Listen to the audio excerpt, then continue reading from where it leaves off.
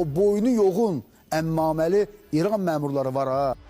Hesablama Palatasının keçirdiyi audit nəticəsində ASTV-də 26 milyonluq maliyyə pozuntusu aşkarlanıb. Məlum olub ki, ASTV əmək haqqı formasında ödənilməli olan vəsaitləri qanunsuz olaraq qonorar adı ilə rəsmiləşdirib. Ümumilikdə 26 milyon manat dəyərindəki maliyyə pozuntusu 2023-cü ildə 11,3 milyon manat, 2024-cü ildə 11,6 milyon manat, 2025-ci ilin birinci rübündə isə 3,1 milyon manat təşkil edib. Nəticədə icbari sosial ödənişlər tam verilməyib, işçilərin sosial təminat hüquqları pozulub. ASTV-nin özü açıqlayıb ki, bu pozuntu bir neçə ildir davam edir. Lakin uzağı gələn ildən tamamilə maaş sisteminə keçiləcək.